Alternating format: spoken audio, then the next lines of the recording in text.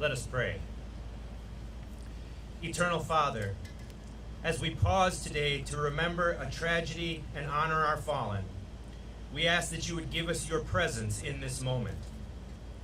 May your presence supernaturally empower our gathering, that it would adequately communicate the gratitude of our Navy and our nation to those who gave their lives here, to those who lived through the horror of that day, and to those who persevere each day through the loss that has been imposed upon them. When we pause in moments like these, Lord, our emotions can be strong and diverse. One person's feelings can often be vastly different from another's. Sometimes we are not sure how we feel or how we should feel. We ask that your presence among us would miraculously weave together these emotions to be a holy tapestry of support, love, and healing for each individual here, as well as for the NAVC and Washington Navy Yard communities. This morning, Lord, we need strength and deliverance that are beyond our own abilities. We invite you to join us, that your presence would bless us with strength and deliverance that are equal to this task, for we ask it in your holy name. Amen.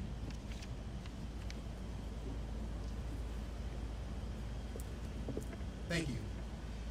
It is my privilege to introduce our Acting Commander of Naval Sea Systems Command, Rear Admiral Thomas Anderson.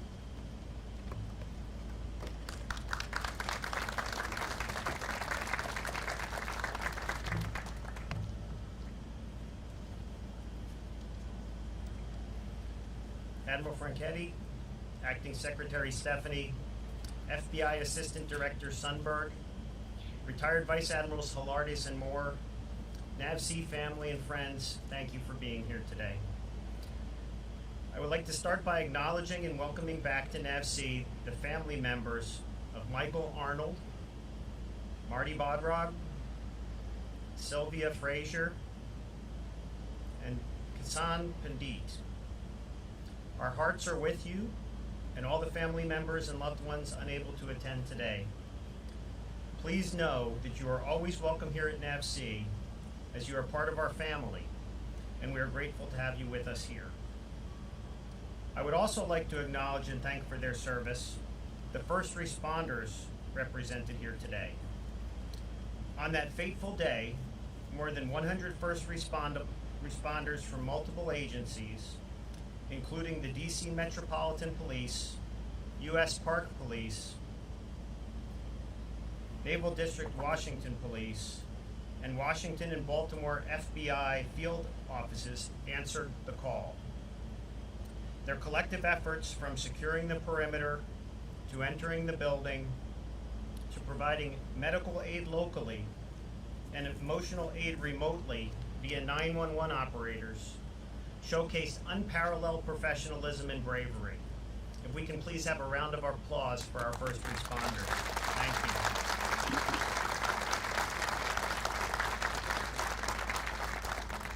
Today we come together as a Navy family to remember and celebrate our shipmates who were taken from us 10 years ago.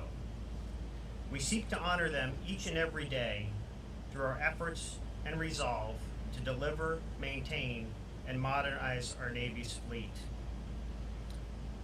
While the horrific events of September 16th, 2013 took us to our knees, we got back up. While it temporarily forced us to move into alternate facilities, it did not prevent us from doing the important work necessary to support the fleet.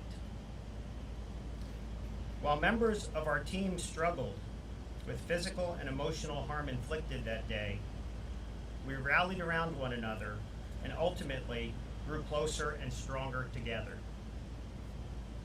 The events of that day tested our resolve, but here we stand, a decade later, stronger and more united than ever. I'll end my remarks today with the words of Secretary Mavis. They are words which are etched into the wall of the memorial in the building behind me, and upon which we remember and reflect every day.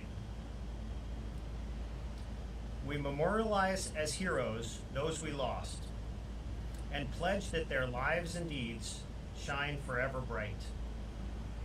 It was a day when ordinary people became extraordinary heroes and showed that courage lies within us all, even in the face of tragedy. Thousands returned to work just days later as a family. They would not let fear keep them away. They had a fleet to put to sea. They had a fleet to put to sea. To lead us in the next chapter of today's Remembrance events, allow me to welcome to the podium one of our own, a man of unwavering dedication, a leader who was with us on that fateful day. Please join me in welcoming Assistant Secretary of the Navy for Research, Development, and Acquisition, Mr. Jay Stephanie.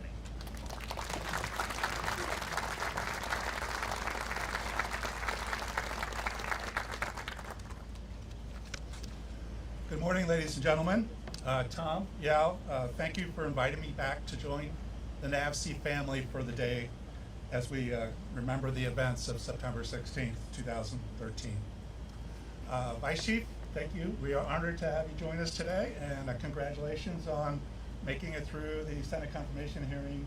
We'll see, hopefully you'll be voted on soon and you'll be our full CNO, but congratulations, and we're honored to have you here today as well.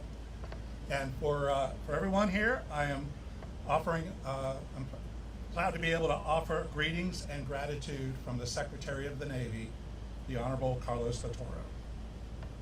We are here today to demonstrate unity, to show that our Navy Marine Corps team perseveres through adversity. To the victims and to the families of the victims of the Navy Yard attack 10 years ago, I welcome you today, and I offer my sincere condolences. Nothing I can say or anyone else can say here today will be able to heal or hurt or make things better. But still, we must come together to remember and celebrate the lives of those that we lost, the lives that were forever altered that day, and for the healing of all of us. The 12 shipmates we lost were part of a team. The team they were part of, and that many of you are still part of, is the NAVC team, a team that is the foundation of American sea power, the future of our maritime dominance. The team that designs, contracts, builds, and sustains our submarines and our ships from the very beginning to the very end of their lives, keeping them going. It's often said that the crew of a ship is the life of the ship, and that is true. But for those who design and build our ships, they make that life possible. You are the creators. Your work is essential to our continued freedom as Americans. 10 years. For many of us here today, it seems like forever ago. And yet at the same time, it feels like it was just yesterday. All of us have our own experiences from that day, and from the months and the years that have followed. Experiences of fear and of pain, of grief and of healing. For those of you who don't know me, I was working on the third floor of the building right behind us, building 197, that day. But also for those who do know me, you might not find it surprising, on that Monday morning, I was running a little late to get to work. And as a result, as I was making the left turn out of M Street into the Navy Yard, the guards were closing the gates right in front of me. Of course, no idea what was going on. Later I learned what was going on, but I spent my morning outside the gates, but inside the police line, as many of you were inside the building or inside the yard. I was able to contribute in a small way through text messages to folks that on my team that were inside the building, reassuring them and relaying the information on what was going on the police line, because I was actually right there next to the scene commander, and also relaying information from inside the building back to the police. But that was just my small token of what my thing was that day. However, that was nothing compared with the experience of those inside the building. Those that were rushing out the back of the building and climbing over that brick wall that separates the Navy Yard from the outside. Or those that were waiting inside offices locked down, or inside conference rooms locked down, waiting anxiously waiting, I should say, for first responders to arrive and give the all clear. And for those who came face to face with evil that day, I cannot imagine what you went through. Well, 9/16 was a horrific day that none of us will forget, and the loss of our 12 teammates and friends can never be replaced. Looking back, I also see we were blessed in a number of ways. Our first blessing was the first responders, amazing people who literally risked their lives to protect us that day and continue to protect us even today. So thank you, Larry. My thanks to Admiral Anderson's thanks earlier. We were also blessed to have the right two people at the right time to lead the NAVC family that day. They led us through the events and then through our grieving and ultimately our healing. And to that, I'd like to publicly acknowledge and to thank Vice Admiral Hilarious and Bill DeLine, who are both here today, the Commander and the Executive Director of NAVC.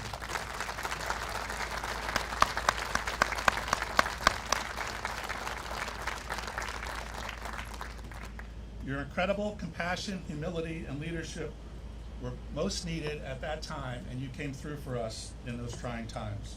Not just that day and that week, but you set the example and provided the vision that brought us all together physically, scattered all over Southeast Washington, frankly, and brought us together physically in the old Coast Guard building at Barbers Point, and then once refurbished and reconfigured, brought us back here to Building 197, the Humphreys Building, as a stronger, more tightly knit NAVC community. Not just a community, but a true family. I also want to thank Vice Admiral Tom Moore for his leadership at that time as the Senior Program Executive Officer in the building, and later as the Commander of NAVC with his Executive Director, Jim Smarchansky, for continuing to keep the memory alive, as well as the spirit of family that was formed by NAVC coming out of that tragedy. Our shipmates gave their lives in the service of our country, and we will recognize them in a moment. NAVC and our Navy still has a hole left by these 12 patriots, and those who knew them miss them dearly every day. Those of us who did not know them missed the opportunity to have them in our lives. We also know that together, as we gather together here today, not only to mourn, but to celebrate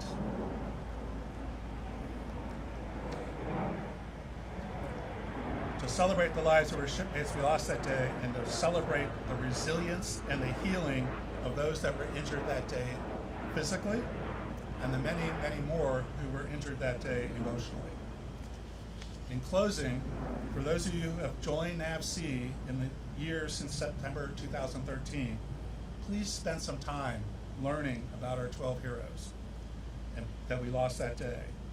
But please also talk to those that were here that day and hear their stories and help them continue to heal, while also learning how the NAVC team that you're a part of now was shaped by that tragic day and has come back stronger and more unified as the Navy's shipbuilding family. NAVC strong. Thank you all.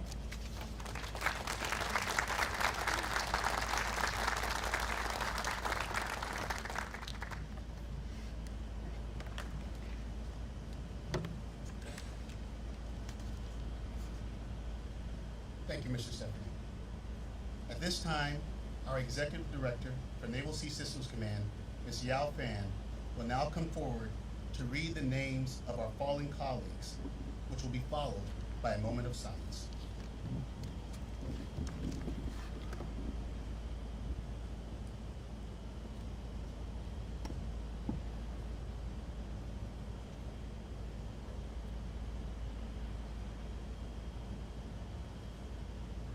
Mike Arnold,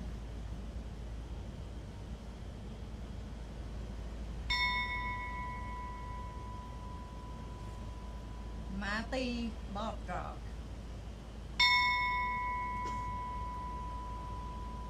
Arthur Daniels,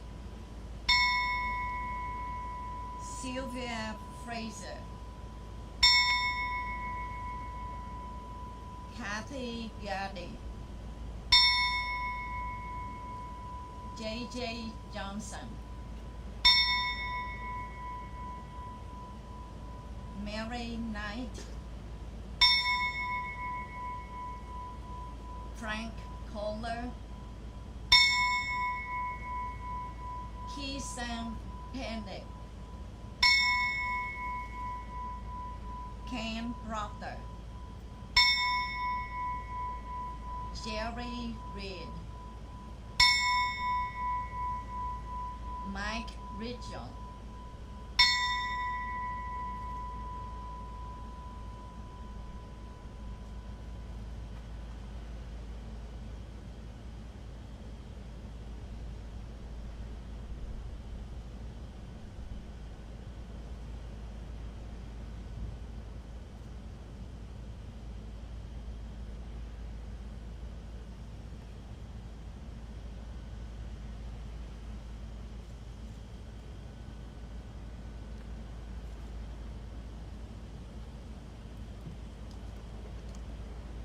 Thank you. Ladies and gentlemen, will you please join me in welcoming our Vice Chief of Naval Operations, Admiral Lisa Franchetti.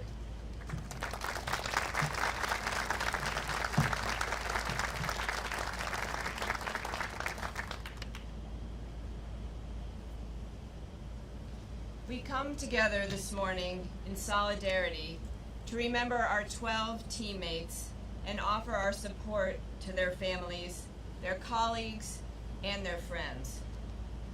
These 12 men and women are part of a roll call of honor. Their lives are defined by how they lived and what they lived for. They were civil servants, patriots, and Americans who believed in our country, our Navy, and our mission. And although 10 years have passed, we still carry the sadness of that day in our hearts. We will never be whole without our teammates, Michael, Kathy, John, Arthur, Richard, Martin, Kenneth, Mary, Gerald, Vishnu, Sylvia, and Frank.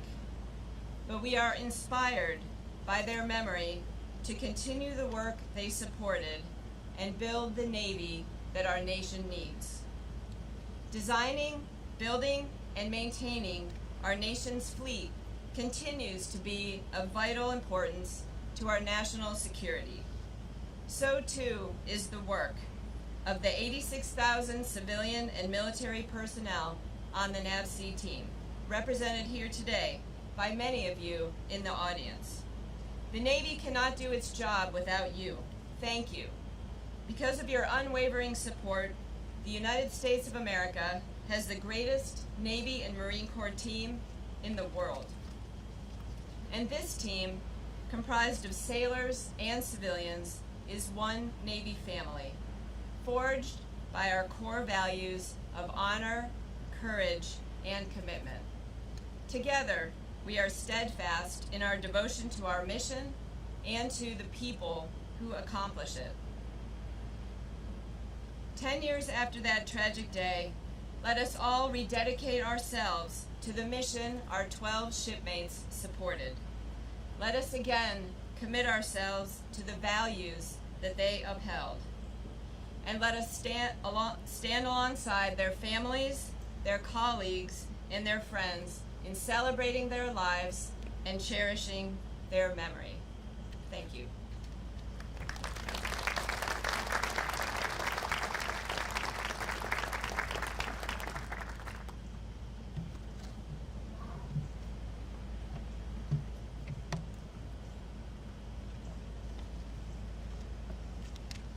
Thank you, ma'am.